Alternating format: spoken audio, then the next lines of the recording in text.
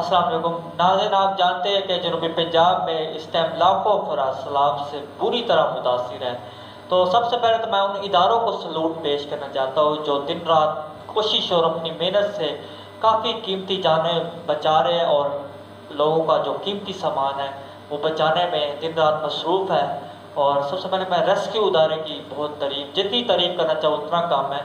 Rescue ادارہ ہمارا پنجاب کا ایک بہترین ادارہ ہے۔ جب سے جنوبی پنجاب میں راجن پور ہو گیا، تونسا شریف ہو گیا، ڈی جی خان کے جو دیہات ہو گئے، ان علاقوں میں جو سیلاب آیا ہوا ہے اس ٹائم ریسکیو ادارے بہت دن رات ایک کر کے لوگوں کا کافی قیمتی سامان بھی بچا رہے ہیں اور ان کی مدد بھی کر رہے ہیں۔ آدھا پاکستان جو ہے وہ ڈوب چکا ہے،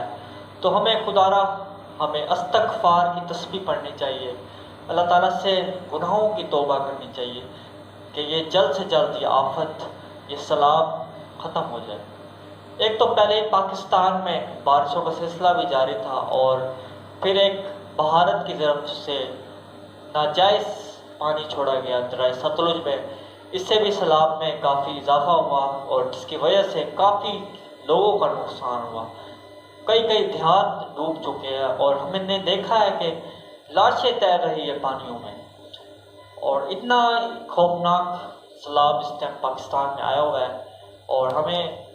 سب کو دعا کرنی چاہیے ان لوگوں کے لیے۔ اور وہاں جو سیلاب والے جو علاقے ہیں وہاں راشن کی بہت قلت ہو گیا ہے، لوگوں کے پاس پہننے کے کپڑے تک نہیں ہیں اور غذائی قلت کا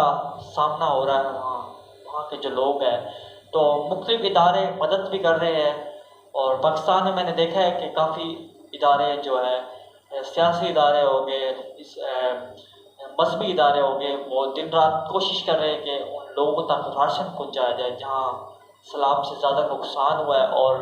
اور یہ کام شروع ہو چکا ہے۔ ہمارے جو مسلمان بھائی ہیں، جب بھی کوئی مسلمان بھائی پریشان ہو یا کوئی ایسی آفات کا سامنا کرنا پڑے جن علاقوں کو، وہاں ہمارے مسلمان بھائی جاتے ہیں اور ان لوگوں کی مدد بھی کرتے ہیں، اور ہمیں بھی اپنا حصہ ملانا چاہیے ان لوگوں کی مدد میں۔ آپ کے مشکل وقت کا پتہ نہیں ہوتا کب آ جائے۔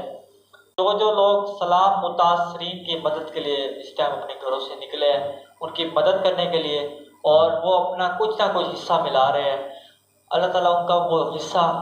دیا ہوا قبول کرے۔ اور ہم سب کو نماز کے بعد دعا کرنی چاہیے ان کے لیے جو اس ٹائم مشکل حالات کا سامنا کر رہے ہیں، اور انشاءاللہ بہت جلد یہ سیلاب ختم ہو جائے گا اور لوگ پہلے کی طرح اپنی زندگی بسر کرنا شروع کر دیں گے۔ اور جو آج کی جو ویڈیو نہ میں اپنے فیم کے لیے بنا رہا ہوں، نہ میں اپنے ویوز کے لیے بنا رہا ہوں، یہ صرف ویڈیو میں اس مقصد سے بنا رہا ہوں تاکہ یہ ویڈیو ہمارے سن کے کسی کے دل میں ایک چھوٹا سا جذبہ پیدا ہو جائے ان کی مدد کرنے کے لیے، تو ہمارا یہ مقصد پورا ہو جائے گا آج کا ویڈیو بنانے کا۔ بہت بہت شکریہ۔